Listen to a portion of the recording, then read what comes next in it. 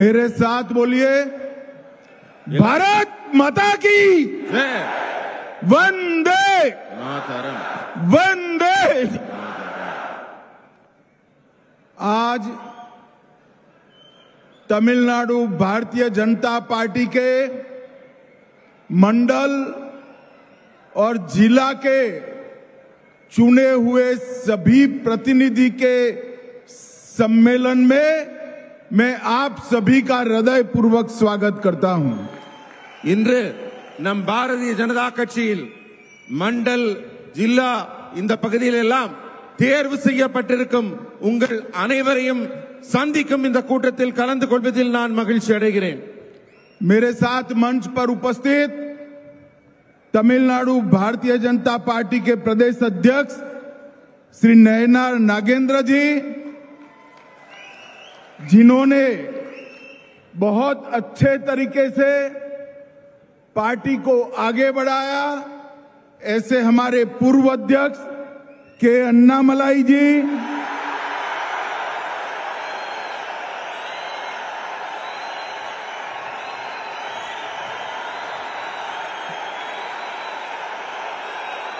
Modi ji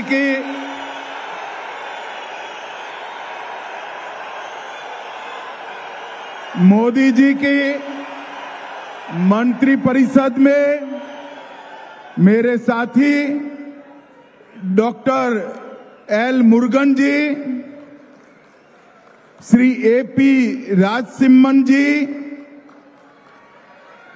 doctor Sudhakar Reddy ji, Shri pre Radhakrishnan जी, doctor Tamilisai Soundararajan जी, मेरे मित्र और हमारे नेता एच राजा जी, बहन वानती श्रीनिवासन जी, श्री चक्रवर्ती जी, श्री रामा श्रीनिवासन जी, श्री वीपी दुरईसामी जी, श्री एसआर शेखर जी, श्री पी कार्तिकेय जी, डॉक्टर के पी रामलिंगम जी, एल मुरुगनानंद जी, के एस नरेंद्रन जी, और आज तमिलनाडु के कोने कोने से आए हुए मेरे देव दुर्लभ कार्यकर्ताओं को मेरा नमस्कार प्रणाम। மேடையில் இருக்கும் தலைவர்கள் அனைவரையும் வணங்கி தமிழ்நாட்டின் ஒவ்வொரு மூலை முடுக்கிலிருந்தும் இங்கு வந்து குவிந்திருக்கும் உங்கள் அனைவரையும் வணங்கி மகிழ்கிறேன்। सबसे पहले मैं मदुरै में आया हूं। मदुरै में विराजमान मीनाक्षी अम्मन को प्रणाम कर कर मेरी बात की शुरुआत करता हूं। மதுரை மண்ணில் வந்தவுடனே முதலில் நான் மதுரை மீனாட்சி அம்மனை வணங்கி என் உரையை தொடங்குகிறேன்। मैं शोकनाथर, कल्लालगर और भगवान मुरुगन को प्रणाम कर कर मेरी बात की शुरुआत करता हूं। இந்த மண்ணின் சொக்கநாதருக்கும் கல்லழகருக்கும் மற்றும் திருப்பரங்குன்றம் முருகனையும் நான் தலை வணங்கி மகிழ்கிறேன்। मित्रों, सबसे पहले मैं भारत की महान भाषाओं में से एक तमिल भाषा में तमिलनाडु के कार्यकर्ताओं से बात नहीं करता, इसलिए मैं आप सबकी क्षमा मांगता हूं। தமிழ்நாட்டுக்கு வந்து தமிழ் மக்களாகிய உங்களை சந்திக்கும் போது நம்மளுடைய பெருமைக்குரிய தமிழ் மொழியில உங்ககிட்ட பேச முடியவில்லையே என்று என் வருத்தத்தை நான் உங்களிடம் தெரிவித்துக் கொள்கிறேன்। हमारा मदुरै एक शहर से बढ़कर 3000 साल पुरानी सभ्यता का, संस्कृति का प्रतीक है। நம்முடைய மதுரை சாதாரண நகரம் அல்ல, 3000 ஆண்டுகால வரலாற்று பெருமை கொண்ட மிக முக்கியமான புனித இடம்। मैं यहां आया हूं तब महान स्वतंत्रता सेनानी पसुम्पोन्नन मथुरा लिंगम थेवर जी को भी प्रणाम करता हूं। இந்த மண்ணின் நாயகராக விளங்கிய பசும்பொன் முத்துராமலிங்க தேவர் ஐயாவையும் நான் வணங்குகிறேன். और साथ में आप सभी को अपील करता हूं, बड़ी जोर लगाकर 22 जून को मुर्गा भक्तगढ़ मनाडू में जोर शोर से हिस्सा लीजिए. உங்க எல்லாரையும் கேட்டுக்கிறேன். வர ஜூன் 22ஆம் தேதி முருகனுக்கான பக்தர்கள் மாநாடு நடக்குது. அதையும் இந்த மண்ணிலே மிக சிறப்பாக நீங்கள் நடத்தி தர வேண்டுகிறேன். मित्रों, ये मदुरै कई परिवर्तनों का वाहक नगरी है. மதுரை மண் பலவிதமான மாற்றங்களுக்கு வித்திடும் மண். और मैं आज कहकर जाता हूं, हमारा एक कार्यकर्ता सम्मेलन डीएमके सरकार की पतन का कारण बनने वाला है. இன்றைக்கு இந்த மீட்டிங்ல உங்க எல்லார் முன்னாடியிலும் அத்தனை தொண்டர்கள் மத்தியிலும் சொல்லுகிறேன், இந்த கூட்டமும் ஒரு மாற்றத்தை உருவாக்கும். திமுக ஆட்சியை முடிவுக்கு கொண்டு வந்து வீட்டிற்கு அனுப்பும். 2026 में इस तमिलनाडु में फिर से एक बार एनडीए की सरकार बनने जा रही है. भारतीय जनता पार्टी एआईडीएमके की सरकार बनने जा रही है. உங்ககிட்ட எல்லாம் சொல்றேன், வரக்கூடிய 2026ஆம் ஆண்டு தேர்தலில் என்டிஏ கூட்டணி மிகப்பெரிய வெற்றியை பெற்று பாரதிய ஜனதா கட்சி அதிமுகவின் கூட்டணி ஆட்சி அமைக்கும். मैं रहता तो दिल्ली में हूं, मगर मेरे कान तमिलनाडु पर लगे हुए रहते हैं. நான் எந்த நாட்டின் எந்த பகுதியில் இருந்தாலும் என்னுடைய காதுகளும் என்னுடைய சிந்தனைகளும் தமிழ்நாட்டின் மேலதான் இருக்கிறது. ये मुख्यमंत्री जी कहते हैं कि अमित शाह डीएमके को नहीं हरा सकते. स्टालिन साहब, आप सही कहते हो, मैं डीएमके को नहीं हरा सकता, मगर तमिलनाडु की जनता डीएमके को हरा सकती है. இந்த நாட்டின் முதல்வர் சொல்கிறார், அமித்ஷா அவர்களால் திமுகவை தோற்கடிக்க முடியாது என்று. அவருக்கு சொல்றேன், அமித்ஷானால தோற்கடிக்க முடியாதுன்னு நீங்க சொல்றது சரிதான். ஆனா இந்த நாட்டின் மக்கள், தமிழக மக்கள் உங்களை தோற்கடிக்க இருக்கிறார்கள், காத்துக் கொண்டிருக்கிறார்கள்.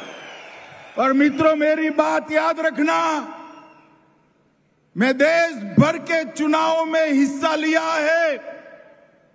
मैं पब्लिक की नब्ज जानता हूं, जनता की नब्ज जानता हूं. तमिलनाडु की जनता इस बार डीएमके की सरकार को उखाड़ कर फेंक देगी. என்னுடைய நீண்ட கால அரசியல் அனுபவத்தில் சொல்றேன், மக்களின் நாடி துடிப்பை உணர்ந்தவனாக சொல்கிறேன். வரப்போற தேர்தலில் தமிழக மக்கள் திமுகவை தூக்கி எறிய காத்துக் கொண்டிருக்கிறார்கள்.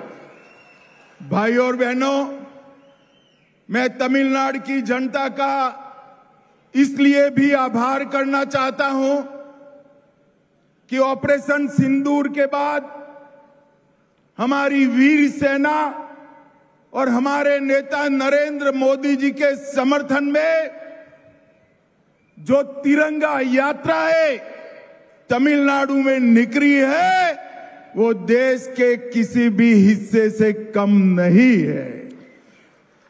சகோதர சகோதரிகளே, இந்த நேரத்தில் நான் உங்களுக்கு எல்லாம் குறிப்பிட்டு சொல்ல வேண்டியது என்னவென்றால், ஆபரேஷன் சிந்தூர் நம்முடைய தேசத்தின் அப்பாவி மக்கள் கொல்லப்பட்ட போது வடக்கிலே நடைபெற்ற அந்த நிகழ்ச்சிக்கு மிகப்பெரிய எழுச்சியும் மிகப்பெரிய ஆதரவும் நாட்டுப்பற்றும் தமிழகத்தில் இருந்து ஒரு ஆதரவு குரல் ஒலித்ததே, அதை நான் நினைவு கூறுகிறேன்.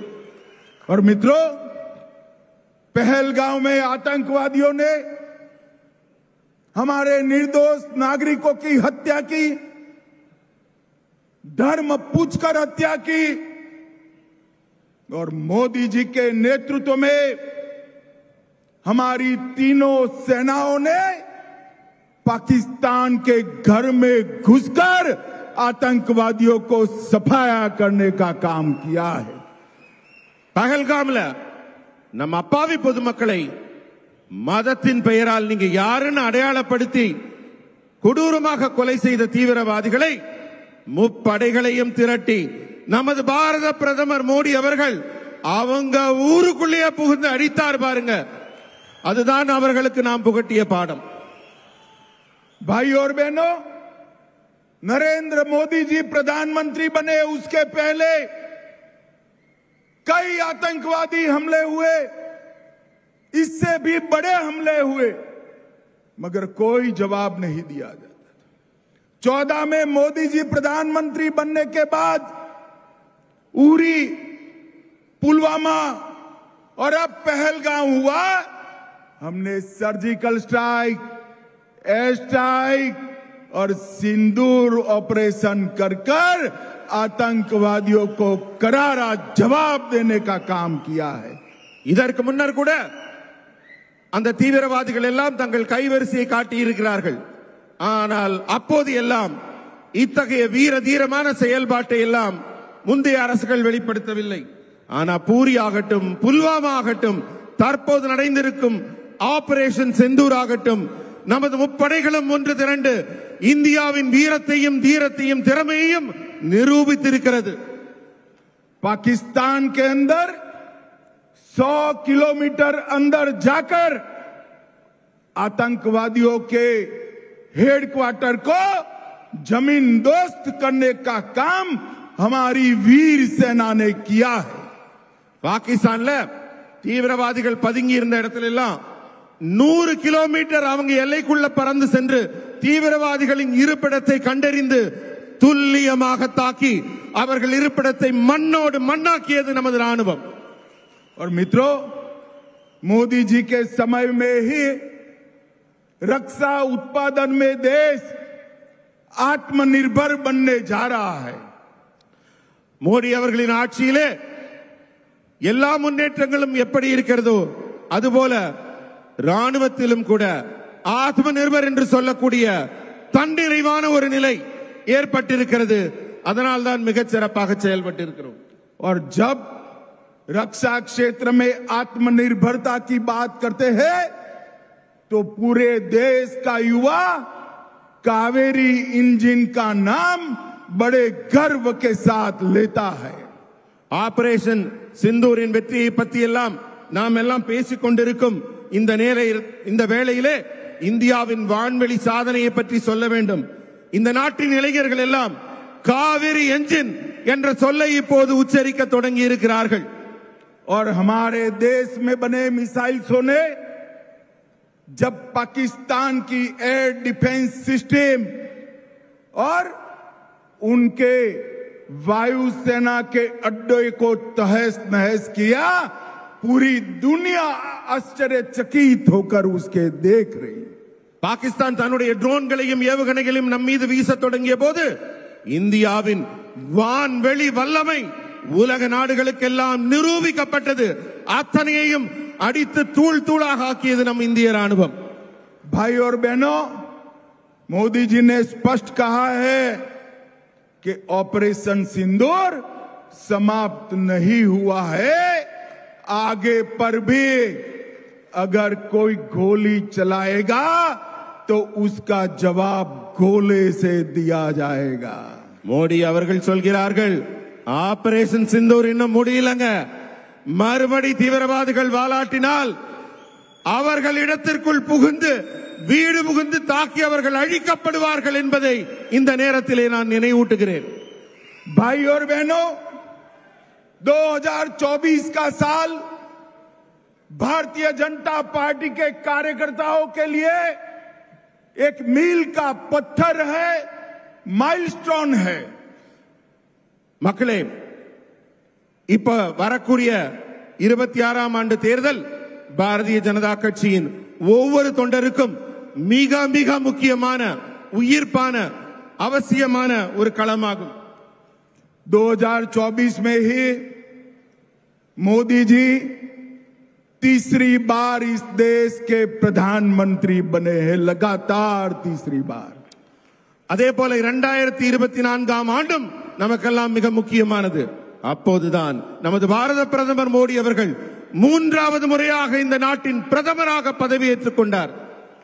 और 2024 में ही ओडिशा में पहली बार पूर्ण बहुमत की भारतीय जनता पार्टी की सरकार बनी 2024 தான் ஒரிசா மாநிலத்தில் முழு பலத்தோட முழு மெஜாரிட்டியோட பாரதிய ஜனதா கட்சியின் ஆட்சி அங்கு அமைந்தது. हरियाणा में लगातार तीसरी बार सरकार बनी. ஹரியானாலையும் அதே போல மிகப்பெரிய வெற்றியை அங்கு மூன்றாவது முறையாக பதிவு செய்யப்பட்டது. और महाराष्ट्र में अब तक की सबसे बड़ी विजय बनाकर भारतीय जनता पार्टी की सरकार बनी. அதே போல மகாராஷ்டிராவிலும் இதுவரை இல்லாத அளவிற்கு மிகப்பெரிய வெற்றியை பாரதிய ஜனதா கட்சி பதிவு செய்திருக்கிறது.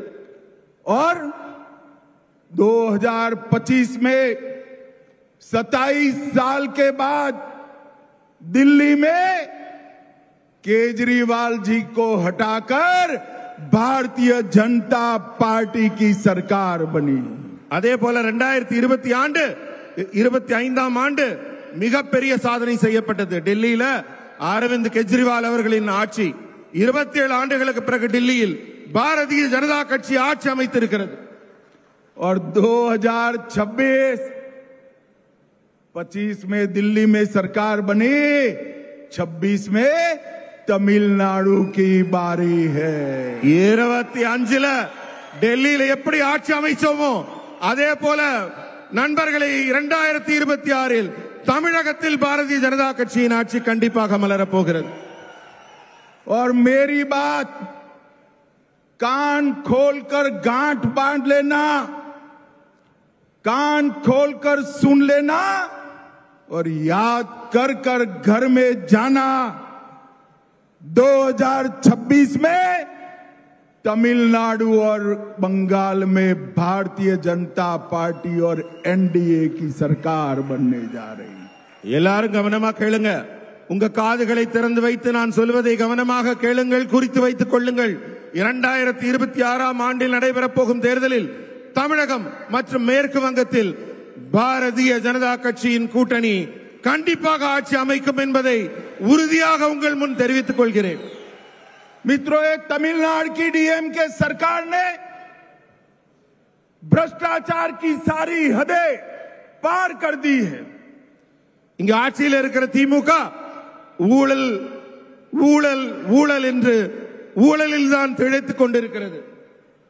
मोदी जी ने गरीब तमिल नागरिकों के लिए भेजा 450 करोड़ रुपया का पोषण का किट.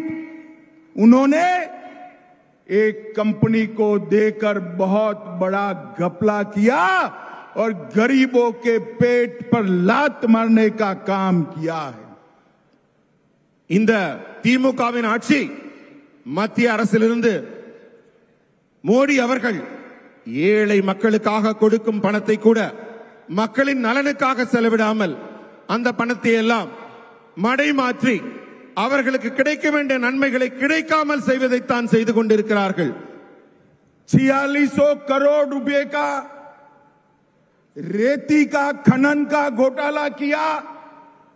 आज तमिलनाडु का गरीब से गरीब आदमी एक कमरा भी ज्यादा बनाना है तो महंगी रेत खरीदकर ये डीएमके पार्टी की तिजोरी में पैसा जाता है. இன்றைக்கு இந்த திமுக ஆட்சியில ஏழைகள் விலைவாசி ஏற்றத்தாலும் அவங்க வாழ்வாதாரங்களுக்கு ஏற்பட்டிருக்கும் அச்சத்தாலும் அவர்கள் வாழ முடியாத சூழலில் அவர்கள் மத்திய அரசின் திட்டங்கள் கிடைக்காத சூழலில் தவித்துக் கொண்டிருக்கிறார்கள். और मित्रों, टास्मैक घोटाला 39,000 करोड़ का घोटाला हुआ. 39,775 करोड़. 39,000 करोड़ में से तमिलनाडु के हर गांव में प्राइमरी स्कूल में 2 नए कमरे बनाए जा सकते हैं. 2 नए कमरे बनाए.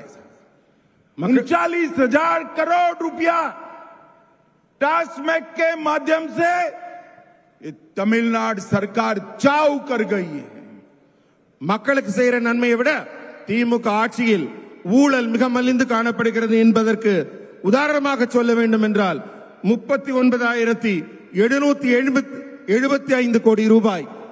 मित्रों, मेरे पास उनके घोटालों की बड़ी सूची है, मगर मैं इसमें समय बिगाड़ना नहीं चाहता. அதாவது டாஸ்மாகில் 35,775 கோடி ரூபாய் ஊழலை செய்து இங்கே சட்டவிரோதமாக ஊழல் ஆட்சி நடைபெற்றுக் கொண்டிருக்கிறது. ये तमिलनाडु सरकार 100% 100% फेल्योर गवर्नमेंट है. இந்த தமிழக அரசு 100% தோல்வியடைந்த அரசாக காட்சி அளிக்கிறது. अब चुनाव में जा रहे हैं. अब तक इनके घोषणा पत्र के 60% वादे पूरे नहीं हुए हैं. திமுக அரசு தேர்தல் நேரத்தில் மக்களுக்கெல்லாம் ஒரு வாக்குறுதி பட்டியல் கொடுக்கிறாங்க. ஆனா அந்த வாக்குறுதி பட்டியல்ல 10% கூட நிறைவேற்றவில்லை அவர்கள். ஆனால் 90% நிறைவேற்றியதாக அவர்கள் கூறிக்கொள்கிறார்கள். स्टालिन साहब, हिम्मत है तो घोषणा पत्र निकालकर हिसाब किताब दीजिए, कितने वादे पूरे किए.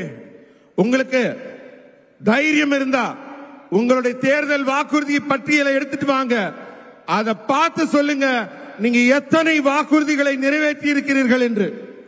अवैध शराब में भ्रष्टाचार के कारण आए दिन गरीब लोग नकली शराब के कारण मौत की शरण हो रहे हैं. ஊழலால் மட்டுமல்ல, கள்ளச்சாராயத்தினாலும் இந்த நாட்டு மக்கள், அப்பாவி மக்கள் உயிரிழந்திருக்கிறார்கள். दक्षिण तमिलनाडु में जातीय हिंसा बढ़ाने का काम अपने राजनीतिक स्वार्थ को पूरा करने के लिए ये तमिलनाडु सरकार ने किया है. தென் தமிழகத்தில் சாதி பிரச்சனையினாலையும் பிரிவினைவாதத்தினாலையும் அரசியல் லாபங்களை கருத்தில் கொண்டு திமுக அரசு செயல்பட்டுக் கொண்டிருக்கிறது. बुजुर्गों और महिलाओं के प्रति अपराध बढ़ा है. இந்த ஆட்சியில பெண்களுக்கு எதிரான குற்றங்கள் மலிந்து கொண்டிருக்கிறது. नशा तस्कर और ड्रग के माफिया तमिलनाडु के युवाओं को बर्बाद करने पर तुले हैं. இந்த நாட்டின் இளைஞர்களுக்கு வாய்ப்புகள் இல்லாமல், வேலைகள் இல்லாமல் அவர்கள் துன்பத்தில் இருக்கும் நிலைதான் தொடர்ந்து கொண்டிருக்கிறது. और तमिलनाडु सरकार में मुख्यमंत्री जी को इसकी कोई परवाह नहीं. தமிழ்நாட்டின் முதல்வருக்கு இது பற்றிய எந்த ஒரு அக்கறையுமோ கவலையுமோ கொஞ்சம் கூட இல்லை. भाइयों बहनों, तुष्टीकरण की भी हद होती है. मैं आज यहां आया हूं तब भगवान मुरुगन से जुड़ी हुई पहाड़ी को सिकंदर हिल मानने की हिम्मत ये डीएमके सरकार ने की है. 1000 ஆண்டு காலம் பழமையுள்ள நம்ம திருப்பரங்குன்றம் முருகரின் அறுபடை வீடான அந்த மலையை சிக்கந்தர் மலை என்று சொல்லக்கூடிய துணிச்சல் இந்த திமுக அரசுக்கு வந்திருக்கிறது. सालों से भगवान मुरुगन के भक्त यहां पर अपनी श्रद्धा व्यक्त करते हैं. பல ஆயிரம் ஆண்டுகளாக முருக பக்தர்கள் வழிபட்டு வந்த வழிபாட்டு தலத்தை இதுபோல அரசியல் லாபம் கருதி, பிரிவினைவாதம் கருதி இந்த அரசு செயல்படுத்தி வருகிறது. और भाइयों बहनों, मैं तमिलनाडु की जनता को करबद्ध विनंती करने आया हूं कि मुर्गा भक्तगल मनाडू में आप बढ़ चढ़कर हिस्सा लेकर इनको अपनी ताकत का परिचय कराइए, भक्तों की ताकत का परिचय कराइए. நான் உங்ககிட்ட எல்லாம் அன்போடு வேண்டிக் கொள்வதெல்லாம் வர ஜூன் 22ஆம் தேதி முருக பக்தர்கள் மாநாடு நடக்குது. நீங்க ஒவ்வொருவரும் பெருந்திரளாக கலந்து கொண்டு நம்மளுடைய ஒற்றுமையையும் வலிமையையும் அந்த மாநாட்டில் காட்ட வேண்டும் என்று கேட்டுக்கொள்கிறேன். मैं फिर से एक बार तमिलनाडु सरकार से मेरी मांग दोहराता हूं कि मेडिकल और इंजीनियरिंग की पढ़ाई में जल्द से जल्द तमिल भाषा का प्रवेश हो और मेडिकल और इंजीनियरिंग की पढ़ाई तमिल भाषा में की जाए। நான் தமிழக அரசு ஒவ்வொரு முறை வரும்போது நினைவூட்டுகிறேன், தமிழ்நாட்டில் தமிழ் தமிழ் என்று பேசிக் கொண்டிருக்கும் நீங்கள் பாடத்திட்டத்தை ஏன் தமிழில் செய்ய மறுக்கிறீர்கள்? உயர் கல்வி அனைத்தையும் தமிழில் செய்வதற்கு என்ன தடை இருக்கிறது? விரைவில் நான் தமிழக அரசை கேட்பதெல்லாம் इंजीनियरिंग पाठ्यक्रम उड़नडियाग तमिल इयற்றப்பட வேண்டும்। और भाइयों बहनों, मैं आज स्टालिन जी को ये भी अपील करने आया हूं। हमारे मोदी जी ने सेंगोल को संसद में स्थान देकर पूरे तमिलनाडु का सम्मान किया है। कभी मोदी जी को एक धन्यवाद का पत्र लिख देना भाई। நான் ஸ்டாலின் அவர்களை கேட்கிறேன், தமிழ்நாட்டின் மரபு சின்னமான மன்னர்கள் கையாண்ட அந்த செங்கோலை நாட்டின் உயர்ந்த இடத்திலே கொண்டு சென்றாரே நம் பாரத பிரதமர் மோடி அவர்கள், அவர்களுக்கு நீங்கள் ஒற்றை வரியாவது தமிழ் மரபை உயர்த்தி பிடித்த மோடி அவர்களுக்கு நன்றி சொன்னீர்களா? भाइयों बहनों, जब मोदी जी प्रधानमंत्री बने, देश की अर्थव्यवस्था इकोनॉमी 1.9 ट्रिलियन की थी और आज 11 साल में इसको 4.19 ट्रिलियन की और दुनिया का चौथे नंबर का अर्थतंत्र आज हम बन चुके हैं। मोदी जी ने विकास कैसे होता है इसका एक उदाहरण साबित किया है। மக்களே, இந்த மோடி அவர்களின் ஆட்சி உருவான பிறகு இந்தியா தொடர்ந்து வளர்ச்சி பாதையிலே பயணித்துக் கொண்டிருக்கிறது।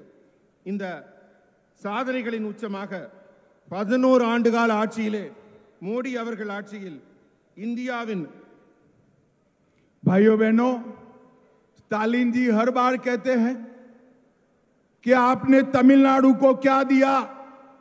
स्टालिन साहब, यूपीए की सरकार 10 साल चली। यूपीए सरकार ने तमिलनाडु को 10 साल में 1,53,000 करोड़ रुपया दिया और भारतीय जनता पार्टी की सरकार ने 10 साल में 6,80,000 करोड़ रुपया दिया। 6,80,000 करोड़। 10 ஆண்டுகள்ல மோடி அவர்கள் ஆட்சியில 4.19 ட்ரில்லியன் வளர்ச்சியை கண்ட நம்மளுடைய பாரதம் இதுக்கு முன்னாடி எப்படி நடந்தது யூபிஏ ஆட்சியில எண்ணி பார்த்தால் 10 ஆண்டு கால ஆட்சியில யூபிஏ அரசு தமிழ்நாட்டுக்கு கொடுத்த பணம் 1,53,00,000 ரூபாய் மட்டுமே। 10 வருஷத்துல 1,53,000 கோடி மட்டுமே। ஆனால் நம்முடைய பாரதிய ஜனதா கட்சி அரசு 10 ஆண்டுகளில் தந்த பணம் அதை விட பல மடங்கு அதிகமாக 6,80,000 கோடி ரூபாய் தமிழகத்திற்கு வழங்கி இருக்கிறது। और इसके अलावे रोड्स के लिए 63,000 करोड़, रेलवे के लिए 77,000 करोड़ और एयरपोर्ट के लिए 3,500 करोड़ रुपया देने का काम किया। சாலைகள் மேம்பாட்டிற்காக 63,000 கோடியும், கட்டுமான பணிகளுக்காக 77,000 கோடியும், ஏர்போர்ட் கட்டுவதற்காக 3,500 கோடியும் மத்திய அரசு தமிழகத்திற்கு நேரடியாக வழங்கி இருக்கிறது। भाइयों बहनों, आज तमिलनाडु के हर शहर से, हर गांव से मेरे मंडल के कार्यकर्ता आए हैं। यहां से आप जब आपके गांव में जाएंगे, शहर में जाएंगे, टाउन में जाएंगे, मेरा आपसे एक ही अनुरोध है, जब तक तमिलनाडु में डीएमके सरकार को नहीं हटाते हम किसी को आराम करने का अधिकार नहीं। பல ஊர்களிலிருந்து பல பகுதிகளிலிருந்து இங்கு திரளாக வந்திருக்கும் பாரதிய ஜனதா கட்சியின் தொண்டர்களாகிய உங்கள் ஒவ்வொருவரையும் நான் கேட்பது என்னவென்றால், நீங்க திரும்ப ஊருக்கு போவீங்க, உங்களுடைய எண்ணம் உங்களுடைய சிந்தனை, உங்களுடைய செயல்பாடு எல்லாம் எப்படி இருக்க வேண்டும் என்றால், திமுக ஆட்சியை எப்படி அகற்றப் போகிறோம், எப்போது அகற்றப் போகிறோம், என்ன செய்ய வேண்டும் என்ற சிந்தனையில் நீங்கள் தொடர்ந்து இருக்க வேண்டும்.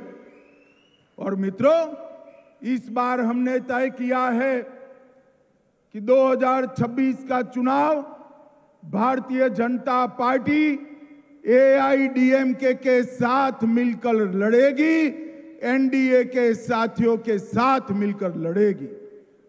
அன்பர்களே, வரப்போகிற 2026ஆம் ஆண்டுக்கான தேர்தல் நம்முடைய பாரதிய ஜனதா கட்சியும் இங்கே கூட்டணி ஆட்சியில அதிமுகவுடன் இணைந்து एनडीए கூட்டணி இங்கு தேர்தலை சந்திக்க இருக்கிறது. मुझे बताइए, सभी कार्यकर्ता संकल्प करते हैं कि इस बार तमिलनाडु में डीएमके को हटाना है. நீங்க எல்லாரும் எனக்கு இப்ப பதில் சொல்லுங்க. நீங்க அத்தனை பேரும் திமுகவை ஆட்சியிலிருந்து அகற்ற தயாராக இருக்கிறீர்களா? तो मेरे साथ जोर से दोनों हाथ उठाइए. எல்லாரும் ரெண்டு கைகளையும் மேல தூக்கி உரக்க நான் சொல்றத சொல்லுங்க. विजय के संकल्प की मुट्ठी बींचिए. வெற்றிக்கான உறுதிமொழியை எடுத்துக் கொள்ளுங்கள். और प्रचंडवाद से बोलिए. உரத்த குரலில் சொல்லுங்கள். भारत माता की वंदे मातरम, वंदे मातरम, वंदे मातरम. भारत माता की जय.